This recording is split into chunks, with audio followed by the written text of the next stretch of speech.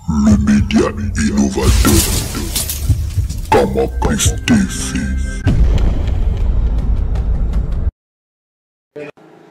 S'accrocher au pouvoir au-delà des mandats requis devient de plus en plus la mode dans les pays africains. Cette pratique doit-elle être admise comme coutume en droit public international?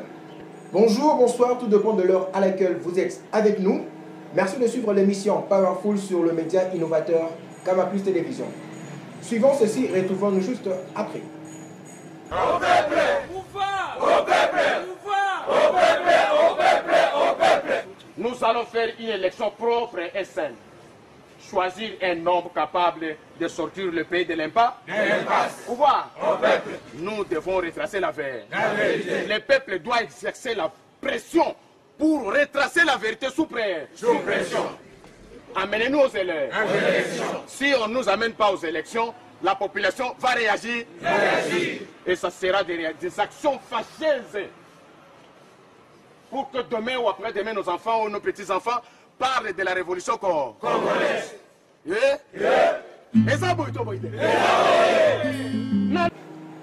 Merci pour votre fidélité.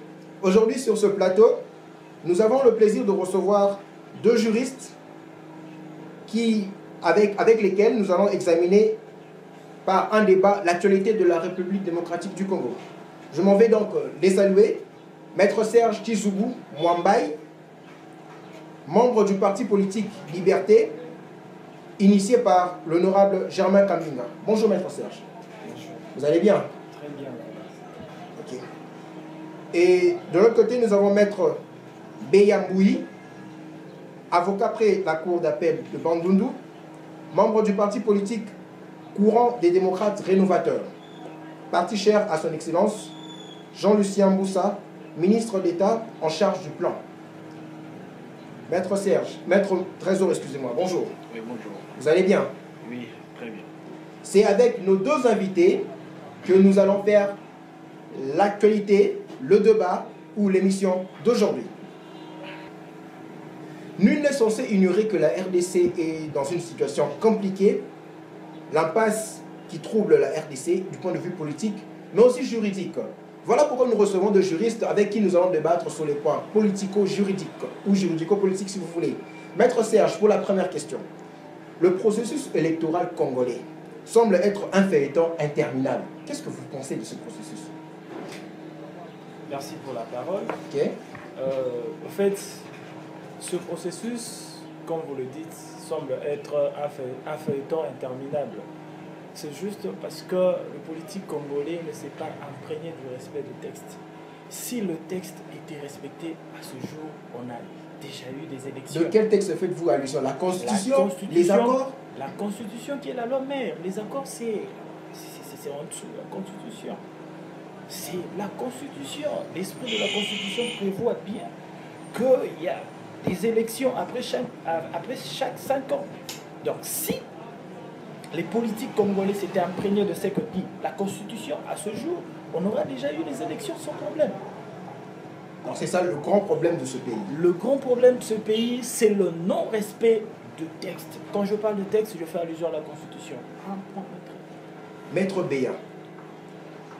Maître Serge parle du non-respect des textes constitutionnels. Votre avis par rapport à ce processus électoral qui semble ne pas se terminer depuis qu'on a commencé? D'entrée de jeu, je vous remercie pour l'invitation. Merci. Les processus électoral en RDC est vraiment, nous sommes dans une impasse totale. Nous vivons une théâtralisation de la politique. Théâtralisation. Oui, de la politique. En 2016, on devait avoir des élections où nous électeurs, devront voter nos dirigeants dans toutes les institutions.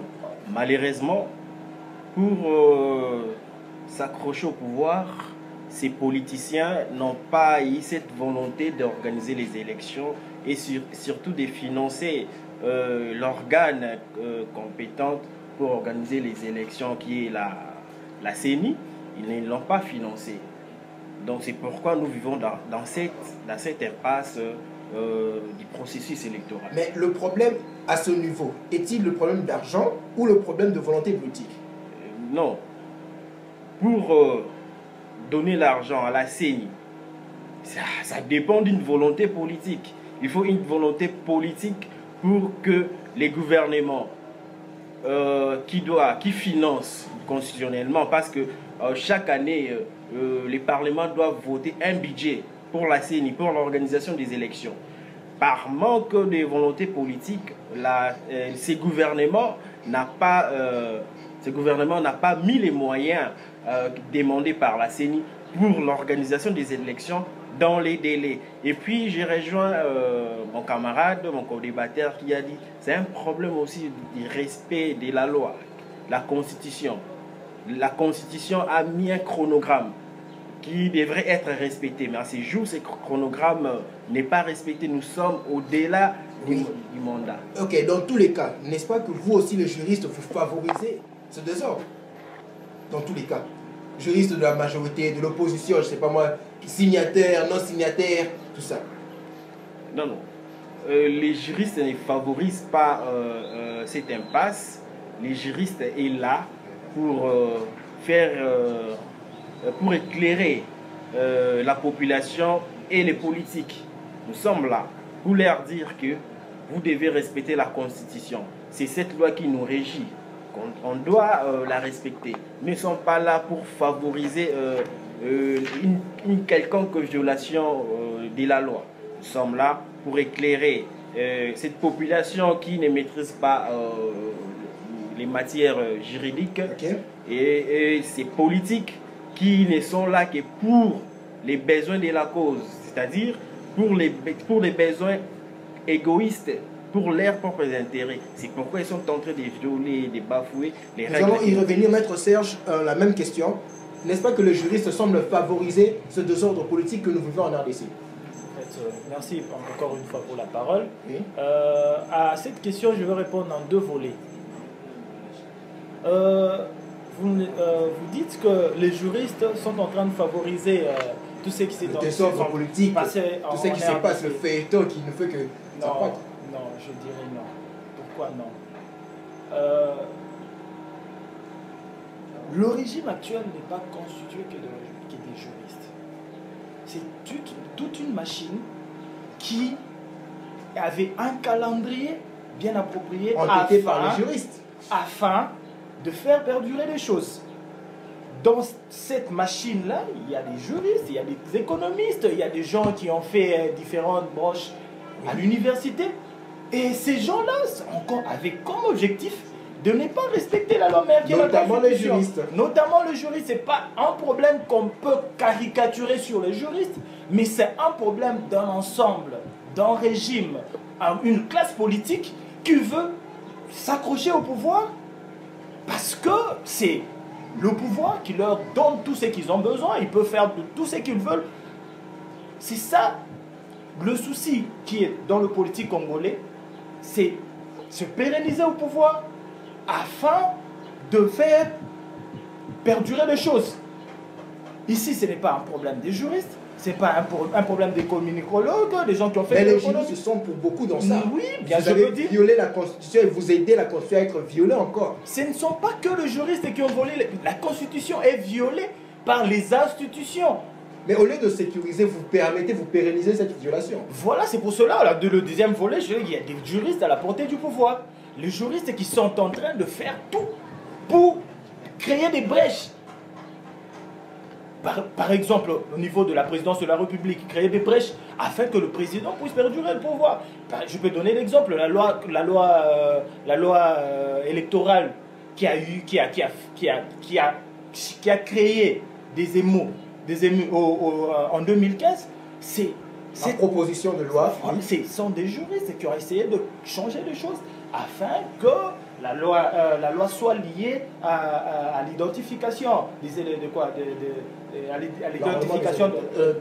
l'identification des Congolais. Okay. Donc, d'où l'identification. Le recensement. Le recensement, voilà, le recensement devait faire 5 ans. Et si on liait ces recensements à la loi électorale, on devait avoir les élections en 2022. Donc ça, ce sont les juristes qui ont cherché à créer cette situation afin de se tirer encore beaucoup de temps au pouvoir.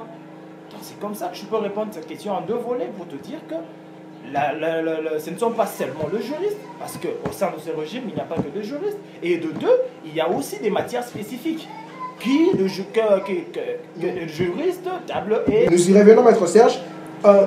Maître Trésor, la majorité présidentielle et le rassemblement semblent bloquer l'avancée de ce processus électoral. Mais encore une fois, je retrouve les signatures sous réserve, les non-compromis des arrangements particuliers, tout ça. Vous ne voyez pas que toujours les juristes dans tous les camps, opposition des majorités, sont la base de tout ce que nous vivons ici, en RDC. Tout ce désordre politique.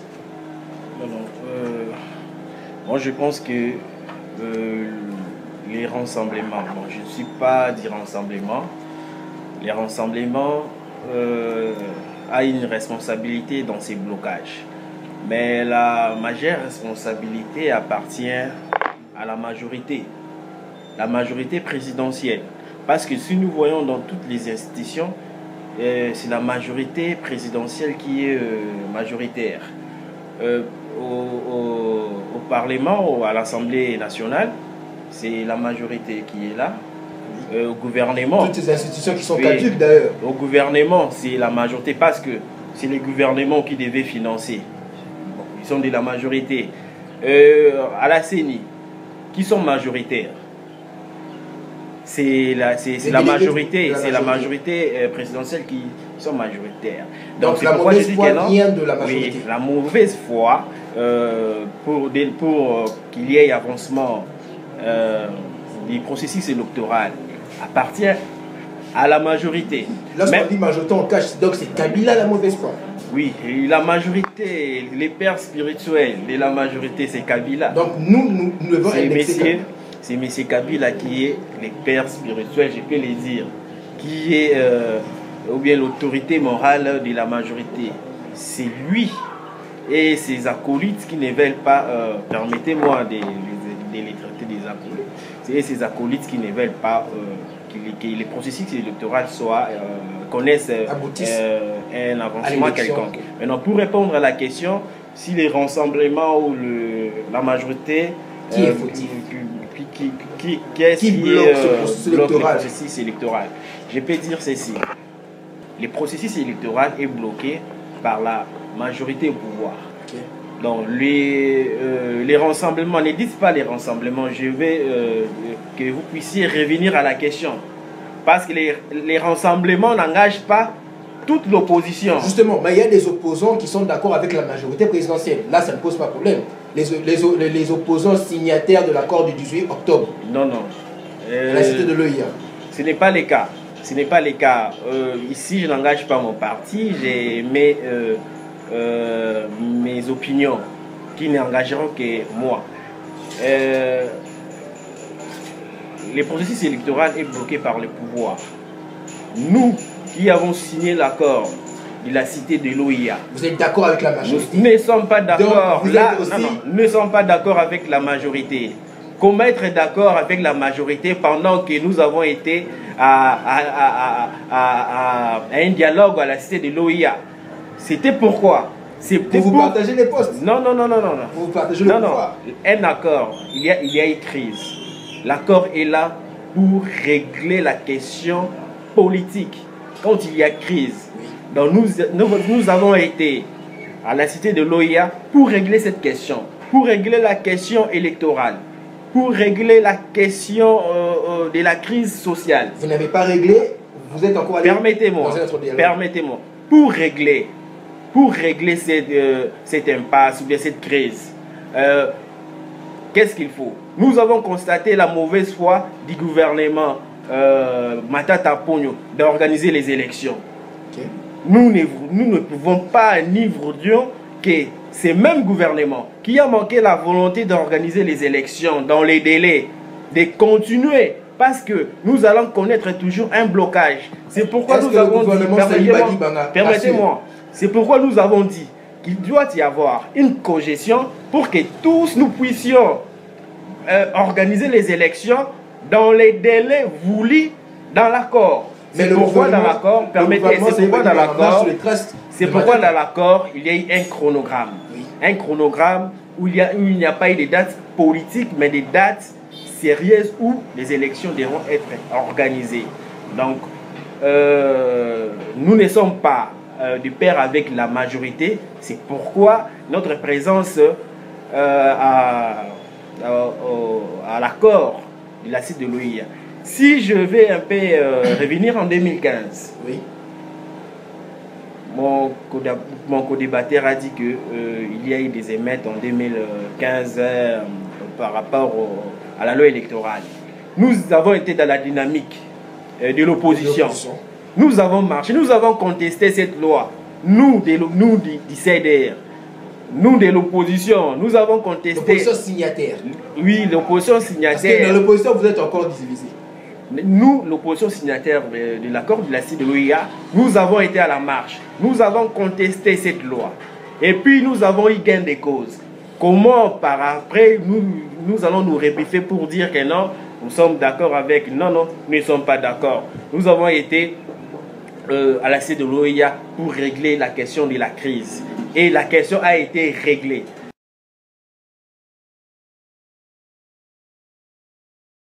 Parce qu'il y a eu une mission de banc d'office que le président de la République l'a soumis à la SENCO, aux évêques, pour régler encore la question de la crise qui a été persistante. Pourquoi? Parce que l'accord de la cité de l'OIA n'a pas emporté avec lui toute l'opposition. Il y a une partie qui s'est rebiffée, bien qu'ils étaient d'accord, et ils se sont rebiffés. Mais nous qui avons signé cet accord, c'est pourquoi cet accord a abouti à un gouvernement de transition. C'est un gouvernement qui va nous conduire à l'organisation des élections. L'accord ne nous dit pas que non, si vous siégez au Parlement, et pardon, si vous êtes au gouvernement, vous serez de la majorité, non. Dans la majorité, on signe une charte. Mais vous aidez Kabila à traîner, comme on dit, Oumé là. Nous y revenons, s'il vous plaît, Maître Trésor. Maître Serge, je reviens à vous. L'opposition radicale et l'opposition signataire, non, l'opposition côté rassemblement, bien sûr, et l'opposition signataire de l'accord du 18 octobre 2016, quid par rapport à vous? Qu'est-ce que vous y pensez? Est-ce que ceux qui ont signé sont maintenant de concert avec la majorité présidentielle? Ils sont aussi coupables comme sont ceux de la majorité. Merci pour la parole. Moi, je vais vous ramener aux élections de 2011. Oui. Il y a eu élection dans ce pays en 2011. Et tout le monde entier a qualifié de ces élections des élections chaotiques. Et mais vaut les chaotiques que rien. Bien sûr. Le président de la République, en tant que garant de la nation, oui, a initié ce qu'on a appelé dans le temps une concertation nationale. Il y a eu concertation nationale. Lors de ces concertations nationales, il y a eu un gouvernement de coalition, l'Union nationale, je peux le dire. Il y a eu un gouvernement avec quelques membres de l'opposition. Je veux rectifier quelque chose. Quand il y a gouvernement d'union nationale, ce n'est pas dit que le membre de l'opposition qui intègre ce gouvernement de fils, il vient, ils sont de mèche avec le gouvernement en place. Non. Nous sommes dans le cadre d'un gouvernement de coalition. Pourquoi? Parce qu'il y avait des failles. Il a trouvé pour qu'il y ait ce qu'on appelle entente dans la nation. Il faut qu'il y ait partage de postes. Mais nous n'aboutissons pas à cette entente. Voilà. C'est ça le vrai problème. En 2013, il y a eu concertation nationale, il y a eu un gouvernement. Oui. 2016, il y a eu l'accord de Conchas. L'issue de cet accord, il y a eu un gouvernement. Et ce gouvernement, il y a eu comme Premier ministre M. Sami Badibanga. Mais quid, on ne voit pas d'avancée. Monsieur Lionel, lors du dialogue de Conchas, nos frères ont remarqué qu'une grande branche de la classe politique congolaise ne s'y retrouvait pas. Il fallait élargir. Ils ont opté afin que nos amis du rassemblement puissent venir à la table de négociation. C'est ça même l'accord, c'est ça même le dialogue de Semco. Et ils se sont retrouvés, il y a eu opposition, elle, signateur du dialogue de Kanchach, et aussi l'opposition, elle, rassemblement de gens qui n'ont pas pris part pour parler de Kanchach. Cette issue, ils se sont entendus et ils nous ont fait sortir un accord. Cet accord... Ok, donc selon vous, qui bloque le processus électoral? Le processus électoral et les accords sont bloqués par la majorité présidentielle avec en tête le président de la République, M. Joseph Kabila. Joseph Kabila bloque le processus électoral ainsi que les accords du 18 et du 31 décembre qui est en vigueur. C'est lui qui est à la base de non-organisation des élections, c'est lui qui est à la base de tout le blocage. Donc ça profite à Joseph Kabila cette situation. Toute cette situation. Le média innovateur. Kama Christ TV.